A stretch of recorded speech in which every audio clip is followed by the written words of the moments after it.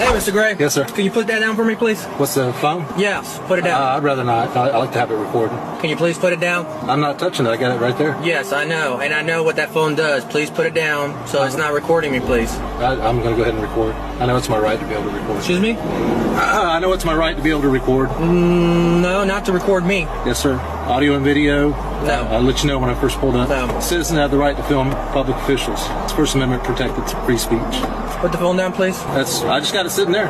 It's recording. And you know it's recording. Okay. Am I being detained or am I free to go? You're free to go. You want to go ahead. I'll let you know what I was going to say as soon as you put it down. So you tell me. Well, I'm not going to turn it off. I can't go anywhere without my ID. So whenever you want to leave, just let me know. So I guess he's making me sit here until I turn the camera off, which I'm not going to do. Welcome back, my PBM family. Welcome back. Another episode of Old School Cops, presented by PBM.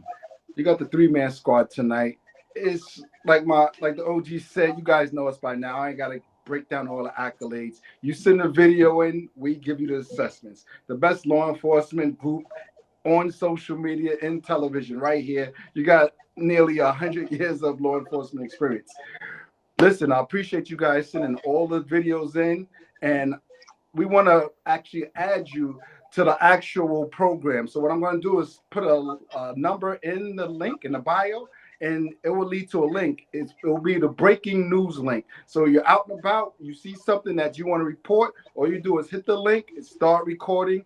That will live feed right into the PBM brand, and you'll get to see live news from any of our supporters, anybody who support the brand that want to be a part of the brand. Text me, I'll send you the link, and you can kind of be a part of the squad. This particular video, you see the officers having contact with a driver. The driver is recording them. The officer is actually wrong all the way around. You're a public servant. You can be recorded. Like, there's no question asked. I love the fact that the driver said, "Am I free to leave?" Because he actually defines what kind of stop this is. If the officer says, "Yes, you're free to leave," that means it's a consensual stop. That means he can leave anytime he wants. But when the officer messed up he kept his identification. He told him he's free to leave, but I'm keeping your ID. So when you're ready to stop recording, then I'll give you back your identification. Wrong, all the way wrong. Tone, you can add to it because the dude was just wrong. I give the officer F. Go ahead and take it. I'll give the officer a double F because me as a citizen, I would have drove straight to the precinct and made a complaint where my ID was not given back to me. The officer himself said you are free to go. If you are free to go, that means that you are free to go. You have a lawful right to leave the scene. That means you and your property and your personal beings are free to go. You are no longer under the jurisdiction of law enforcement where you're free to go. So why is this officer keeping or maintaining possession of your identification? He has a lot of explaining to do. And I don't know what to say more than that.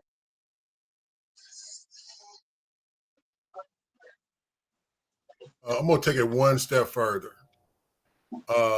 The city or the county or the state or the federal government covers your actions as long as you are lawful in what you're doing, as long as you haven't violated any policy or procedure.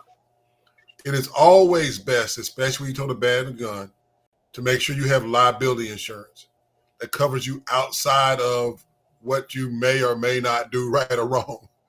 And in this situation, the city and the county, the state, and the federal government has an option as to whether to cover you when you're acting under color of law. When you step outside of that, you do something stupid like this, at some point in time, somebody's going to successfully sue these people. It's coming. You know, it cannot continue to be this way where you cover them just because they're law enforcement. You can't keep doing dumb stuff and expect there not to be an action. Somebody is going to successfully sue these folk, and they're going to uphold the suit. And some of these cops are going to lose their shirts, their homes, their cars, their checking account, and everything else because this is just dumb. He knows better, but you know what? He's being a smart ass, and that's part of the fault of the system. You hire these people You don't give them the do's and don'ts. You don't play this kind of tape back so they can see the dumb stuff they do. It makes us all look stupid. We tote badges and guns. There's nothing more embarrassing than when you know that you tote the badge and a gun and somebody's doing something just dumb in front of you. And that's what this is. It's a shameful situation that only gets worse because now somebody's got to backtrack and apologize and get this guy back his driver's license. But you know what they do to that cop?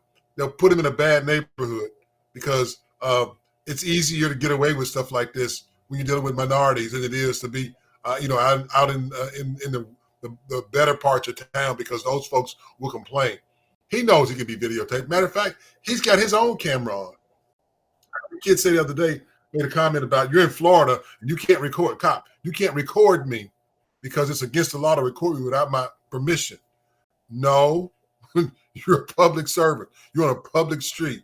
Okay, when you're inside the confines of your own home, okay, that's when you have an expectation of privacy. But when you're out here on the streets serving the public, getting paid by public dollars, they can record you as long as you out there, whatever you're doing, and ain't a daggone thing you can do about it except accept it. So they need to make sure they get liability insurance because at some point in time, they're going to get them. And they're going to hold them financially accountable for some of the stuff they do that's outside the realm.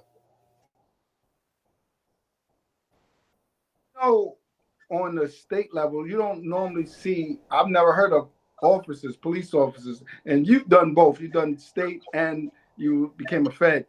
Do federal agents, do you guys have liability insurance that you guys carry out? Almost definitely. Almost definitely. When I was working the street, I had $1 million worth of liability insurance. Outside of what DEA, if you commit if you do something and they come after you personally, and you're under color of law, you're doing what you're supposed to do in your job, you didn't violate anything like that, any policy and procedures, then they're obligated to represent you. But if you step outside that line and you do something that you weren't supposed to do, you better have your own liability insurance just in case. Now, much of the time, people who carry the liability insurance, many of them had some civil issues, sometimes even within the agency itself where somebody did something stupid to them or they were caught up in a situation and they had to pay some liability because of what they did, whether it was a sexual act or, making a pass at somebody, putting your hands on somebody, stuff like that did not rise to the level of criminal charges. But if a person wanted to sue you personally, you had a liability insurance. And most of the guys I know that use it were usually for personal stuff.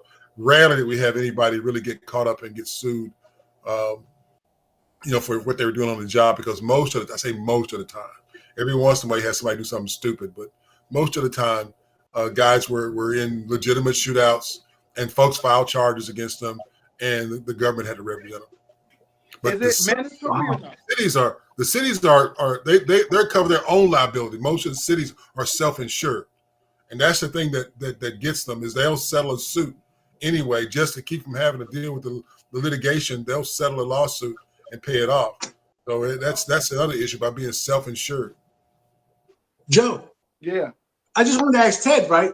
They weren't covered under the federal government because he's 100% correct where, yep. We were covered under the city and we, that's why guys act like free for all. I could do whatever and it's not going to come back to me. And I think with all law enforcement, like it is in the medical profession, like it is in the legal profession, you doing a practice, you have to have a insurance to practice, and that should be required. And as long as you're in the legal realm of doing what's right under the guidelines of the SOP, the standard operation procedures, you're covered. When you fall out of that with misbehavior, then you become liable. So it's like, when people were with cameras, remember back in the day, all three of us, they had the big handheld camcorders and they would be shooting stuff and you're out there and you're working. Yes, yeah. Me, what I would tell citizens or people who are shooting that, please send that to me because you have my probable cause. You have my evidence for why this person is being arrested. The judge is going to see what you're recording. You doing me a favor. Bring it, bring it, bring it. So I never had a problem. I never feared any misconduct because I was following the letter of the law and I was doing what I was taught and what I was trained to do according to the standard operating procedures. Yeah, definitely. The thing is, we get caught up with that qualified immunity. And like what I'm saying is, qualified immunity at some point in time is going to go away. This mess they're doing now with ICE, where he shot that woman 7 times and she wasn't even an immigrant. He alleged she had a gun and she didn't. You know, the kid the black kid that ran out of the store and the guy wrestled him down and arrested him. You know, qualified immunity is really getting challenged right now. And I think at some point in time it's going to go because there's their justification. I'm covered by qualified immunity. I can do what I want to do.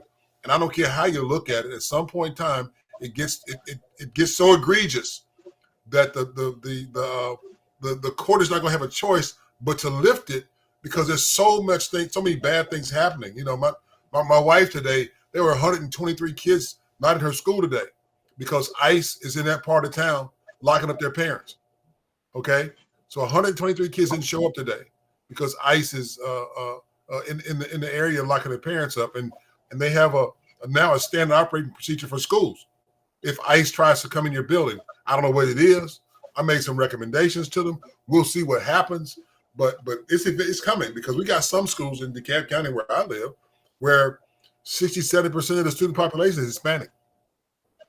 Okay, Right. Their parents are driving by the school, dropping them off, and all the other good stuff. Walking to the bus stop, coming to pick them up, and these guys just walking up to them and snatching them. You know, regardless of whether they catch, they end up grabbing American citizens at the same time. And I'm just saying this to be honest with you. At some point in time, that liability thing is going to be, that qualified immunity thing will be washed away because they're stepping too far on the other side of it. There's not even a question of whether they're right or wrong. Most of the, I mean, you break a man's window, you got no way of verifying who he is, except for the fact that he looks Hispanic, and you break his window and drag him out the car, and you got a mask on, Right. sometimes not even having a badge on to show who you are. You know, it's just crazy. Yeah. I No, you're right. And I situation. think all of us are watching videos. They are kicking in doors to people's homes with no warrant. no Right? warrant, You have no lawful right to no be PC. there. And no lawful right. And you're trying to abduct someone in their home. I mean, and you guys know, if we did that in law enforcement, these are crimes. They're committing felony crimes. Yeah, lock you up. Unbelievable. This is unheard of. Unheard of. Unheard of. And when I Yeah. see some of the actions that they do, they don't even look like cops. And what I mean by look is the tactics, the way they approach. Cops have a certain culture, the way they move. I don't even see like real training. It seemed like a bunch of guys with just throwing some fatigues and uniform and masks, and they just running around just saying, "I'm ICE, I'm a federal." I'm really curious. I start looking at their training. You know, like if I'd apply for the job to see what the training is. You know, I think it was like 8 weeks. It was something crazy. I was like, within 8 weeks, you could be an ICE agent? Like, Well, that's it. That's also wrong because it's most of us. I think my training was 90 days. yeah, From June to September. From June to September. So there's a 12-week CS school that everybody had to go to. That other than You said 9 days? Did he 90 say 9 days? 90 days. Oh, 90. 90 I missed days. that zero because I was about to get on it, Ted. All right. June, July, All right. August. It was 4 months, almost 4 months. It was 4 months. It was 4 months. But they had a different school for different agencies. So, like, there's a mandatory CS school for Secret Service and guys. They had to go for 12 weeks and then come back to another class.